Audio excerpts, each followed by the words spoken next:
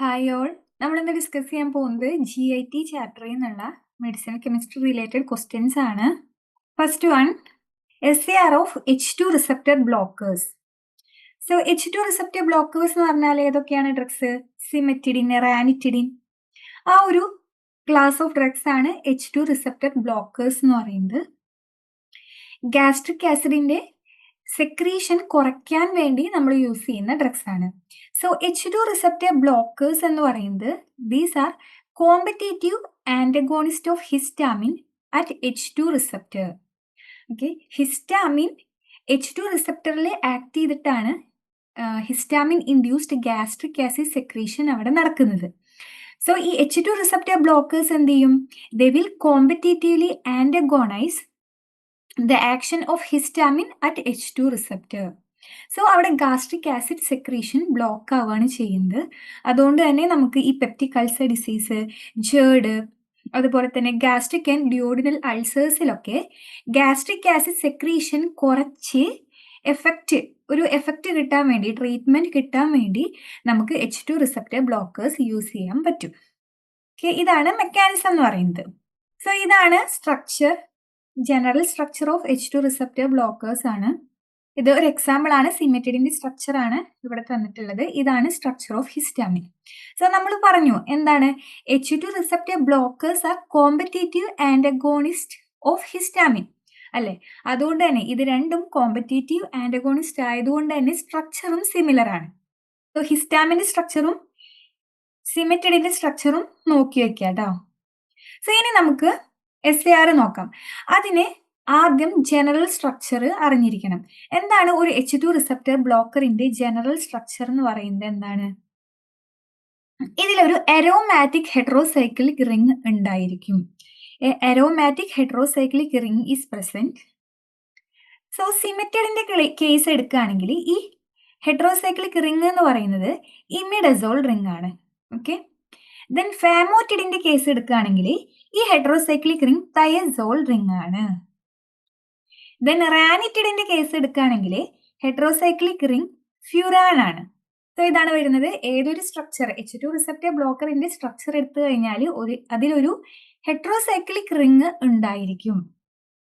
Okay, സിമെറ്റിഡിന്റെ കേസിൽ അത് imidazole ring ആണ്. ഫാമോറ്റിഡിന്റെ കേസിൽ തയസോൾ റിംഗ് ആണ്. റാനിറ്റിഡിന്റെ കേസിൽ ഫ്യൂറാൻ റിംഗ് ആണ്. അതുപോലെ തന്നെ ഒരു സൈഡ് ചെയിനും ഉണ്ടായിരിക്കും. ഇതാണ് സൈഡ് ചെയിൻ എന്ന് പറയുന്നത്. സോ ഇതാണ് സൈഡ് ചെയിൻ. ഇവിടെ ജനറൽ സ്ട്രക്ചർ കൊടുത്തിട്ടുണ്ട്. ഒരു ഹെറ്ററോസൈക്ലിക് റിംഗ് ഉണ്ടായിരിക്കും, അതിന്റെ കൂടെ ഒരു സൈഡ് ചെയിനും ഉണ്ടായിരിക്കും. അതുപോലെ സിമെറ്റിഡിന്റെ കേസിൽ സൈഡ് ചെയിനിൽ ഒരു സയനൈഡ് ഗ്രൂപ്പ് വരുന്നുണ്ട്. ഫാമോറ്റിഡിന്റെ കേസിൽ SO2 NH2 ഗ്രൂപ്പാണ് സൈഡ് ചെയിനിൽ വന്നിട്ടുള്ളത്. റാനിറ്റിഡിന്റെ കേസ് ആണെങ്കിൽ NO2 ഗ്രൂപ്പാണ് സൈഡ് ചെയിനിൽ വന്നിട്ടുള്ളത്. സോ ഇങ്ങനെ ഈ ഗ്രൂപ്പ്സ് ഓർത്ത് വെക്കുക നിങ്ങൾ. ഓരോ സ്ട്രക്ചറിലും ഏതൊക്കെ ഗ്രൂപ്പ്സ് ആണുള്ളത്, ഏതൊക്കെ ഹെറ്ററോസൈക്ലിക് റിംഗ് ആണ് ഓരോ കോമ്പൗണ്ടിലും പ്രസന്റ് ആയിട്ടുള്ളത്, അങ്ങനെ ഓർത്ത് വെക്കുക. ഓക്കെ, ഇനി നമുക്ക് സ്ട്രക്ചർ ആക്ടിവിറ്റി റിലേഷൻഷിപ്പ് നോക്കാം. ഒരു heterocyclic ring should be present for the activity. ഇപ്പൊ നമ്മൾ 3 സ്ട്രക്ചേഴ്സ് പഠിച്ചു. സിമെറ്റിഡിൻ, റാനിറ്റിഡിൻ, ഫാമോറ്റിഡിൻ, 3 സ്ട്രക്ചർ കണ്ടു. 3ലും ഒരു ഹെറ്ററോസൈക്ലിക് റിംഗ് പ്രസന്റ് ആണ്. സോ അത് ആ ഹെറ്ററോസൈക്ലിക് റിംഗ് ഇമിഡസോൾ തന്നെ ആകണമെന്ന് നിർബന്ധമില്ല, which is not responsible for the competitive antagonistic activity. Okay, ഈ ഇമിഡസോൾ റിംഗ് അല്ല ആക്ച്വലി കോമ്പറ്റേറ്റീവ് H2 ആന്റഗോണിസ്റ്റിക് ആക്ഷന് റെസ്പോൺസിബിൾ ആയിട്ടുള്ളത്. ഓക്കെ, അതുകൊണ്ട് തന്നെ ഈ ഇമിഡസോൾ റിംഗ് എന്ന് പറയുന്നത് can be replaced with furan വെച്ച് റീപ്ലേസ് ചെയ്യാം, അല്ലെങ്കിൽ തയസോൾ വെച്ച് റീപ്ലേസ് ചെയ്യാം.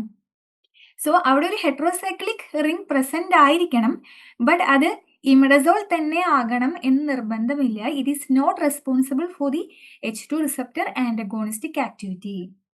സോ പിന്നെ ഏത് ഗ്രൂപ്പാണ് ഈ ആന്റഗോണിസ്റ്റിക് ആക്ടിവിറ്റിക്ക് റെസ്പോൺസിബിൾ ആയിട്ടുള്ളത്, അല്ലെങ്കിൽ ഫാർമക്കോ ഫോർ എന്ന് പറയുന്നത് ഏത് ഗ്രൂപ്പാണ്? സോ അത് ഐസോസ്റ്റെറിക് തയോ ഈതർ ലിങ്കേജ് ആണ്. ഓക്കെ, ഐസോസ്റ്റെറിക് തയോ ഈതർ ലിങ്കേജ് നമ്മൾ സിമെറ്റിഡിന്റെ സ്ട്രക്ചർ എടുക്കുകയാണെങ്കിലും ഫാമോറ്റിഡിനാണെങ്കിലും റാനിറ്റിഡിനാണെങ്കിലും അതിൽ ഐസോസ്റ്റെറിക് തയോ ഈതർ ലിങ്കേജ് നമുക്ക് കാണാൻ പറ്റും. ഓക്കെ, ഇതാണ് തയോ ഈതർ ലിങ്കേജ് എന്ന് പറയുന്നത്. ഈ 3 സ്ട്രക്ചറിലും ഒരു ഐസോസ്റ്റെറിക് തയോ ഈതർ ലിങ്കേജ് പ്രസന്റ് ആയിട്ടുണ്ട്. ഈ തയോ ഈതർ ലിങ്കേജ് ആണ് is responsible for the maximum H2 antagonistic action. So ഏതാണ് ഫാർമക്കോഫോർ? H2 റിസപ്റ്റർ ബ്ലോക്കേഴ്സിൽ ഏതാണ് ഫാർമക്കോഫോർ എന്നുള്ളൊരു ക്വസ്റ്റ്യൻ വന്നാൽ that is thioether linkage ആണ് ആൻസർ വരുന്നത്. അതുപോലെ തന്നെ നെക്സ്റ്റ് പോയിന്റ് പറയുന്നത് ഈ ടെർമിനൽ നൈട്രജൻ ആറ്റം. ഇതാണ് ടെർമിനൽ നൈട്രജൻ ആറ്റം എന്ന് പറയുന്നത്. ഇവിടെ വരുന്നുണ്ട്. ഏത് സ്ട്രക്ചർ എടുത്തു കഴിഞ്ഞാലും അതിൽ ടെർമിനൽ നൈട്രജൻ ആറ്റം വരുന്നുണ്ട്. ഈ terminal nitrogen atom should be substituted with polar and non basic group. Terminal nitrogen atom H2 receptor ബ്ലോക്കേഴ്സിന്റെ സ്ട്രക്ചർ എടുക്കുകയാണെങ്കിൽ അതിൽ ടെർമിനൽ നൈട്രജൻ ആറ്റം ഉണ്ടായിരിക്കും. It should be substituted with non basic and polar group. So അവിടെ positively charged groups at physiological pH ഇങ്ങനെയുള്ള groups positively charged groups ആണ് present ആയതെങ്കിൽ ഈ antagonistic activity മാറി എഗോണിസ്റ്റിക് ആക്ഷൻ ആയി മാറാനുള്ള ഒരു കാരണമാണ്. സോ അതുകൊണ്ട് എന്താണ് ഈ terminal nitrogen atom should be substituted with non basic and polar group. അവിടെ പോസിറ്റീവ്ലി ചാർജ്ഡ് ഗ്രൂപ്പ് ആണെങ്കിൽ എന്താണ് H2 ആന്റഗോണിസ്റ്റിക് ആക്ഷൻ മാറി എഗോണിസ്റ്റിക് ആക്ടിവിറ്റി ആവാനുള്ള ചാൻസ് ഉണ്ട്. So it should be always substituted with non basic and polar group. So ഇത്രയാണ് structure activity റിലേഷൻഷിപ്പിൽ നോക്കാനുള്ളത്. Next question, what is the pharmacophore present in ranitidine? So already നമ്മൾ discuss ചെയ്താണ്. ഇതാണ് റാനിറ്റിഡിന്റെ structure വരുന്നത്. ഇത് ഹെറ്ററോസൈക്ലിക് റിംഗ് എന്ന് പറയുന്നത് ഏതാണ്? ഫ്യൂരാൻ ആണ്. സോ ഈ furan is not responsible for the H2 receptor antagonistic activity. ഏത് ഗ്രൂപ്പാണ് ഫാർമക്കോഫോർ ആയിട്ട് ആക്ട് ചെയ്യുന്നത്? ആന്റഗോണിസ്റ്റിക് ആക്ഷൻ പ്രൊവൈഡ് ചെയ്യുന്നത് ഏത് ഗ്രൂപ്പാണ്? Which is isosteric thio linkage. നമ്മൾ ഓൾറെഡി ഡിസ്കസ് ചെയ്തതാണ്. ഐസോസ്റ്റെറിക് തയോ ലിങ്കേജ് ആണ് ഫാർമക്കോഫോർ എന്ന് പറയുന്നത്. ഈ furan ring which will provide overall, which will enhance overall stability of the molecule. So അതാണ് ഫ്യൂരാൻ റിംഗിന്റെ ഫംഗ്ഷൻ എന്ന് പറയുന്നത്. റാനിറ്റിഡിന്റെ ഓവറോൾ സ്റ്റെബിലിറ്റി എൻഹാൻസ് ചെയ്യാൻ ഹെൽപ്പ് ചെയ്യുന്നുണ്ട്. സോ ഫാർമക്കോഫോർ ഏതാണെന്ന് ക്വസ്റ്റ്യൻ വന്നാൽ that is isosteric thio linkage ആണ്.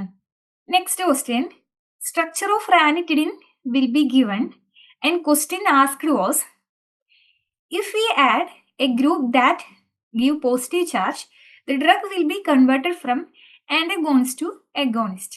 Which group will preserve antagonistic effect of the drug by giving negative charge? So റാനിറ്റിഡിന്റെ structure നമുക്ക് തന്നിട്ടുണ്ട്. സോ ഏത് ഗ്രൂപ്പാണ് ആന്റഗോണിസ്റ്റിക് ആക്ടിവിറ്റി പ്രിസർവ് ചെയ്യാൻ ഹെൽപ്പ് ചെയ്യുന്നത്? നമ്മൾ ഓൾറെഡി പറഞ്ഞു ടെർമിനൽ നൈട്രജൻ ആറ്റം. ഈ terminal nitrogen atom should be substituted with non basic and polar group. Negatively charged group ഇവിടെ നോക്കിയാൽ അറിയാം. നെഗറ്റീവ്ലി ചാർജ്ഡ് ഗ്രൂപ്പ് വെച്ചിട്ട് വേണം സബ്സ്റ്റിറ്റ്യൂട്ട് ചെയ്യാൻ. നോൺ ബേസിക് പോളാർ ഗ്രൂപ്പ് വേണം അവിടെ പ്രസന്റ് ആവാൻ. സോ അങ്ങനെയാണെങ്കിൽ മാത്രമേ ഇതിന്റെ ആന്റഗോണിസ്റ്റിക് ആക്ടിവിറ്റി പ്രിസർവ്ഡ് ആവുള്ളൂ. അതിന് പകരം പോസിറ്റീവ്ലി ചാർജ്ഡ് ഗ്രൂപ്പ്സ് സബ്സ്റ്റിറ്റ്യൂട്ട് ചെയ്യാണ്. Positively charged groups at physiological pH ഇങ്ങനെയുള്ള ഗ്രൂപ്പ്സ് സബ്സ്റ്റിറ്റ്യൂട്ട് ചെയ്യുകയാണെങ്കിൽ ആന്റഗോണിസ്റ്റിക് ആക്ടിവിറ്റി മാറി എഗോണിസ്റ്റിക് ആക്ഷൻ H2 എഗോണിസ്റ്റ് എന്നുള്ള ഒരു ആക്ടിവിറ്റിയാണ് ഈ കോമ്പൗണ്ടിന് ഉണ്ടാവുക. സോ അതുകൊണ്ട് നോൺ ബേസിക് പോളാർ ഗ്രൂപ്പ്സ് ആണ് നമ്മൾ പ്രിസർവ് ചെയ്യേണ്ടത്. Next question, from the structure given below which group preserve the potency and efficacy? So ഇവിടെ ഒരു സ്ട്രക്ചർ തന്നിട്ടുണ്ട്. ഇതിൽ പ്രസന്റ് ആയിട്ടുള്ള ഹെറ്ററോസൈക്ലിക് റിംഗ് എന്ന് പറയുന്നത് തയസോൾ റിംഗ് ആണ്. സോ ഈ കോമ്പൗണ്ട് ഏതാണ്? ഫാമോറ്റിഡിൻ ആണ്. ഈ സ്ട്രക്ചർ കാണുമ്പോൾ നിങ്ങൾക്ക് ഐഡന്റിഫൈ ചെയ്യാൻ പറ്റണം ഇന്ന കോമ്പൗണ്ട് ആണെന്ന് നിങ്ങൾക്ക് ഐഡന്റിഫൈ ചെയ്യാൻ പറ്റണം. സോ ഇത് ഫാമോറ്റിഡിൻ ആണ്. ഇതിൽ ഏത് ഗ്രൂപ്പാണ് which preserve the potency and efficacy? That is thiazole ring. Thiazole ring ആണ് ഈ കോമ്പൗണ്ടിന്റെ സ്റ്റെബിലിറ്റി അല്ലെങ്കിൽ പൊട്ടൻസി എഫിക്കസി ഒക്കെ എൻഹാൻസ് ചെയ്യാൻ ഹെൽപ്പ് ചെയ്യുന്നത്. അതായത് നമുക്കറിയാം H2 റിസപ്റ്റർ, ഈ ഹിസ്റ്റാമിൻ ആണെങ്കിലും H2 റിസപ്റ്റർ ആന്റഗോണിസ്റ്റ്, അതായത് ഈ ഫാമോറ്റിഡിൻ, സിമെറ്റിഡിൻ, റാനിറ്റിഡിൻ ഒക്കെ പോയി ആക്ട് ചെയ്യുന്നത് എവിടെയാണ്? H2 റിസപ്റ്റേഴ്സിലാണ്. ഈ H2 റിസപ്റ്റേഴ്സ് ഇലക്ട്രോൺ ഡെഫിഷ്യന്റ് ആണ്. ഇലക്ട്രോൺ ഡെഫിഷ്യന്റ് ആണ്. ഈ തയസോൾ റിംഗ് എന്ന് പറയുന്നത് ഇലക്ട്രോൺ റിച്ച് ആണ്. സോ ഇവരെന്ത് ചെയ്യും? ഈ ഇലക്ട്രോൺ റിച്ച് തയസോൾ റിംഗ് ഇലക്ട്രോൺസിനെ ഡൊണേറ്റ് ചെയ്യും ഇലക്ട്രോൺ ഡെഫിഷ്യന്റ് ആയിട്ടുള്ള H2 റിസപ്റ്ററിന്. അങ്ങനെ ഒരു സ്റ്റേബിൾ ബോണ്ട് ഫോം ചെയ്യും. സോ അങ്ങനെയാണ് ഈ H2 റിസപ്റ്ററിനെ ബ്ലോക്ക് ചെയ്ത് അവിടെ ഗാസ്ട്രിക് ആസിഡിന്റെ സെക്രീഷൻ കുറയ്ക്കുന്നത്. സോ ഫാമോറ്റിഡിനിൽ അതിന്റെ ഓവറോൾ സ്റ്റെബിലിറ്റി, പൊട്ടൻസിയും എഫിക്കസിയും എൻഹാൻസ് ചെയ്യാൻ ഹെൽപ്പ് ചെയ്യുന്നത് തയസോൾ റിംഗ് ആണ്, which is electron rich in nature, that will donate electrons to the electron deficient H2 receptor, thereby forms a stable bond. Next question, proton pump inhibitors എന്നുള്ള ഒരു question ആണ്. What is the function of substituents on pyridine ring of proton pump inhibitor? So ഇതാണ് proton pump ഇൻഹിബിറ്റേഴ്സിന്റെ general structure. നമ്മൾ ഏതൊരു proton pump inhibitor, ഈ ഒമപ്രസോള്, പാൻറ്റോപ്രസോള് ഏതെടുക്കുകയാണെങ്കിലും അതിലൊരു pyridine ring ഉണ്ടായിരിക്കും. ഒരു പിരിഡിൻ റിംഗ് ഉണ്ടായിരിക്കും. അതിന് സബ്സ്റ്റിറ്റ്യൂവൻസ് ഉണ്ട്, R2, R3, R4. ഇത് substituents on the pyridine ring ആണ്. സോ എന്താണ് ഈ സബ്സ്റ്റിറ്റ്യൂവൻസിന്റെ ഫംഗ്ഷൻ എന്താണ് എന്നാണ് ക്വസ്റ്റ്യൻ. സോ ഈ R2, R3, R4 എന്നുള്ള പൊസിഷനിൽ ഇലക്ട്രോൺ ഡൊണേറ്റിംഗ് ഗ്രൂപ്പാണ് നമ്മൾ സബ്സ്റ്റിറ്റ്യൂട്ട് ചെയ്യുന്നതെങ്കിൽ that will increase the nucleophilic character of the nitrogen atom of pyridine. ഈ പിരിഡിൻ റിംഗിലുള്ള നൈട്രജൻ ആറ്റം അതിന്റെ ന്യൂക്ലിയോഫിലിക് ക്യാരക്ടർ ഇൻക്രീസ് ചെയ്യും ഇവിടെ ഇലക്ട്രോൺ ഡൊണേറ്റിംഗ് ഗ്രൂപ്പ് ആണെങ്കിൽ. സോ അങ്ങനെ ഇതിന്റെ ന്യൂക്ലിയോഫിലിക് ക്യാരക്ടർ കൂടുമ്പോൾ this compound become more reactive, പെട്ടെന്ന് പോയി റിയാക്ട് ചെയ്യും. പ്രോട്ടോൺ പമ്പിലുള്ള സിസ്റ്റീൻ അമിനോ ആസിഡ് റെസിഡ്യൂനായിട്ട് പെട്ടെന്ന് റിയാക്ട് ചെയ്ത് ഒരു സ്റ്റേബിൾ ബോണ്ട് അവിടെ ഫോം ചെയ്യാണ് ചെയ്യുന്നത്. ഒരു ഇറിവേഴ്സിബിൾ ബോണ്ട്. ഇവർ പെട്ടെന്ന് ഹൈലി റിയാക്റ്റീവ് ആയിട്ട് പെട്ടെന്ന് പോയി പ്രോട്ടോൺ പമ്പ് ഇൻഹിബിറ്ററിന്റെ സിസ്റ്റീൻ അമിനോ ആസിഡ് റെസിഡ്യൂനായിട്ട് ഇറിവേഴ്സിബിൾ ബോണ്ട് അവിടെ ഫോം ചെയ്യും. അങ്ങനെയാണ് ആ പ്രോട്ടോൺ പമ്പിനെ ഇൻഹിബിറ്റ് ചെയ്യുന്നത്. സോ അങ്ങനെ പ്രോട്ടോൺ പമ്പ് ഇൻഹിബിറ്റഡ് ആയാൽ ഫർദർ ഗാസ്ട്രിക് ആസിഡിന്റെ സെക്രീഷൻ അവിടെ നടക്കില്ല. സോ ആക്ഷൻ അങ്ങനെയാണ് കിട്ടുന്നത്. സോ അങ്ങനെയാണ് പ്രോട്ടോൺ പമ്പിനെ ബ്ലോക്ക് ചെയ്യും. പ്രോട്ടോൺ പമ്പിനെ ബ്ലോക്ക് ചെയ്യുമ്പോൾ അവിടെ ഗാസ്ട്രിക് ആസിഡ് സെക്രീഷൻ നടക്കുന്നില്ല. അങ്ങനെയാണ് നമുക്ക് ആക്ഷൻ കിട്ടുന്നത്. Next question, structure of omeprazole. Omeprazole എന്ന് പറയുന്നത് ഒരു പ്രോട്ടോൺ പമ്പ് ഇൻഹിബിറ്റർ ആണ്. അതിന്റെ ജനറൽ സ്ട്രക്ചർ ഓൾറെഡി നമ്മൾ കണ്ടു. ഒരു പിരിഡിൻ റിംഗ് ഉണ്ടായിരിക്കും, സബ്സ്റ്റിറ്റ്യൂവൻസും ഉണ്ടായിരിക്കും ആ pyridine റിംഗിന്.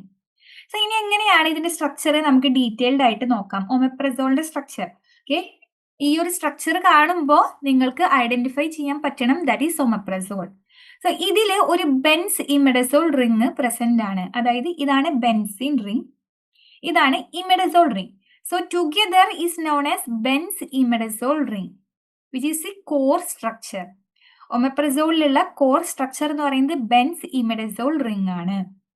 Benzene is fused with imidazole ring, that is known as benzimidazole ring. Then ഒരു സൾഫോക്സൈഡ് ഗ്രൂപ്പ് പ്രസന്റ് ആണ്. which is responsible for the activation of the drug in acidic environment. ഈ sulphoxide group ആണ് response ഈ ഒമപ്രസോൾ activation. Acidic എൻവയോൺമെന്റിലാണ് ഒമപ്രസോൾ activated ആവുക. അതിന് responsible ആയിട്ടുള്ളത് ഈ sulphoxide group ആണ്. ഒരു ബെൻസിമിഡസോൾ റിംഗും വരുന്നുണ്ട്, ദെൻ സൾഫോക്സൈഡ് ഗ്രൂപ്പും വരുന്നുണ്ട്. ഇനി എങ്ങനെയാണ്, എന്തുകൊണ്ടാണ് പറഞ്ഞത് ഒമപ്രസോൾ എസിഡിക് എൻവയോൺമെന്റിലാണ് ആക്ടിവേറ്റഡ് ആവുക? അതിന് റെസ്പോൺസിബിൾ ആയിട്ടുള്ളത് സൾഫോക്സൈഡ് ഗ്രൂപ്പ് ആണ് നമ്മൾ പറഞ്ഞു. എന്താണ് അതിന്റെ reason? Acidic എൻവയോൺമെന്റിൽ proton pump inhibitors അതായത് ഒമപ്രസോൾ ആക്ടിവേറ്റഡ് ആവാനുള്ള റീസൺ എന്താണെന്ന് നമുക്ക് നോക്കാം. അതായത് ഇതാണ് ഒമപ്രസോളിന്റെ സ്ട്രക്ചർ വരുന്നത്. ഇത് എസിഡിക് എൻവയോൺമെന്റിലാവുമ്പോൾ എന്താണ് എസിഡിക് എൻവയോൺമെന്റ് എന്ന് പറഞ്ഞു കഴിഞ്ഞാൽ പ്രോട്ടോൺസ് ഉണ്ടായിരിക്കും. സോ ഈ ഒരു എൻവയോൺമെന്റിൽ ഇതിന് ഒമപ്രസോളിന് പ്രോട്ടോണേഷൻ നടക്കും. ഒമപ്രസോളിലുള്ള പിരിഡിൻ റിംഗിലുള്ള നൈട്രജൻ ആറ്റത്തിലാണ് പ്രോട്ടോണേഷൻ നടക്കുക. ഇവിടെ പ്രോട്ടോണേഷൻ നടക്കും. സോ ഇങ്ങനെ ഈ ആസിഡ് കാറ്റലൈസ്ഡ് ഒരു റീഅറേഞ്ച്മെന്റ് റിയാക്ഷൻ നടക്കും അവിടെ. ആസിഡ് കാറ്റലൈസ്ഡ് റീഅറേഞ്ച്മെന്റ് റിയാക്ഷൻ നടന്ന് ഒരു ഹൈലി റിയാക്റ്റീവ് ആയിട്ടുള്ള ഇന്റർമീഡിയറ്റ് ഫോം ചെയ്യുന്നുണ്ട്. ടെട്രാസൈക്ലിക് പിരിഡിനിയം സൾഫനാമൈഡ് എന്നാണ് ആ ഒരു റിയാക്റ്റീവ് ഇന്റർമീഡിയറ്റിന് പറയുന്നത്. ടെട്രാസൈക്ലിക് പിരിഡിനിയം സൾഫനാമൈഡ്. സോ ഈ ഒരു റിയാക്റ്റീവ് ആയിട്ടുള്ള ഇന്റർമീഡിയറ്റ് ആണ് ഫർദർ പ്രോട്ടോൺ പമ്പിനായിട്ട് ഇറിവേഴ്സിബിൾ ബോണ്ട് ഫോം ചെയ്യുന്നത്, ഇറിവേഴ്സിബിൾ കോവാലന്റ് ബോണ്ട് ഫോം ചെയ്യുന്നത്. അങ്ങനെ irreversibly inhibit proton pump. So proton പമ്പിനെ ഇൻഹിബിറ്റ് ചെയ്യുമ്പോൾ അവിടെ ഗാസ്ട്രിക് ആസിഡ് സെക്രീഷൻ നടക്കില്ല. അങ്ങനെയാണ് ഈ ഒമപ്രസോൾ അതിന്റെ ആക്ഷൻ പ്രൊഡ്യൂസ് ചെയ്യുന്നത്. ഒമപ്രസോൾ ആക്ടിവേറ്റഡ് ആകുന്നത് എസിഡിക് എൻവയോൺമെന്റിലാണ്. എസിഡിക് എൻവയോൺമെന്റിലെ പ്രോട്ടോണേഷൻ നടക്കും. ഒമപ്രസോളിലുള്ള പിരിഡിൻ റിങ് അതിലുള്ള നൈട്രജൻ ആറ്റത്തിലെ പ്രോട്ടോണേഷൻ നടക്കും. സോ ഒരു റീഅറേഞ്ച്മെന്റ് റിയാക്ഷൻ ആണ് അവിടെ നടക്കുക. അതിന്റെ റിസൾട്ട് ആയിട്ട് ഒരു ഇന്റർമീഡിയറ്റ് ഫോം ചെയ്യും, which is a highly reactive intermediate, is known as tetracyclic pyridinium sulfenamide. ഈ ഇന്റർമീഡിയറ്റ് ആണ് then forms irreversible covalent bond with proton pump, thereby irreversibly inhibit proton pump. So അതാണ് മെക്കാനിസം എന്ന് പറയുന്നത്. നിങ്ങൾ ഒമപ്രസോളിന്റെ structure ഓർത്ത് വെക്കുക കേട്ടോ. ബെൻസിമിഡസോൾ റിംഗ് ഉണ്ട്, സൾഫോക്സൈഡ് ഗ്രൂപ്പ് വരുന്നുണ്ട്, ദെൻ ഒരു പിരിഡിൻ റിംഗും വരുന്നുണ്ട്. നെക്സ്റ്റ് ഒമപ്രസോളിന്റെ മെറ്റബോളിസം എങ്ങനെയാണ് നടക്കുന്നത്? സോ ആൻസർ വരുന്നത് ഹൈഡ്രോക്സിലേഷൻ റിയാക്ഷൻ ആണ് ബൈ സൈറ്റോക്രോം P2C1 സോ ഇതാണ് ഡീറ്റെയിൽഡ് ആയിട്ടുള്ള ആ റിയാക്ഷൻ. സോ നിങ്ങൾ ഓർത്ത് വെക്കുക ഏത് എൻസൈമാണ്, സൈറ്റോക്രോം P2C1. അതുപോലെ തന്നെ സൈറ്റോക്രോം P3A4 എന്നുള്ള എൻസൈമും കൂടി ഇൻവോൾവ് ആണ്. ബട്ട് കൂടുതൽ ഇൻവോൾവ് ആയിട്ടുള്ളത് സൈറ്റോക്രോം P2C1 ആണ്. And the reaction is hydroxylation reaction ആണ്. ഇങ്ങനെ ഒരുപാട് ക്വസ്റ്റ്യൻസ് റീസെന്റ് എക്സാമിന് ചോദിക്കുന്നുണ്ട്. ഒരു കോമ്പൗണ്ട് തന്ന് അതിന്റെ മെറ്റബോളിസം എങ്ങനെയാണ് നടക്കുന്നത്, അതിൽ ഇൻവോൾവ് ആയിട്ടുള്ള എൻസൈം ഏതാണ്. ഓക്കെ, അങ്ങനെ ഒരുപാട് ക്വസ്റ്റ്യൻസ് ഈ മെഡിസിനൽ കെമിസ്ട്രി റിലേറ്റഡ് ആയിട്ട് ചോദിക്കുന്നുണ്ട്. ഓരോ ചാപ്റ്ററിലും ഓരോ കോമ്പൗണ്ട് വരുമ്പോൾ നിങ്ങൾ സെപ്പറേറ്റ് ഓർത്ത് വെച്ച് പഠിക്കുക. ഓക്കെ, സോ അത്രയാണ് നമുക്ക് ഈ ചാപ്റ്ററിൽ ഡിസ്കസ് ചെയ്യാനുള്ളത്. Thank you.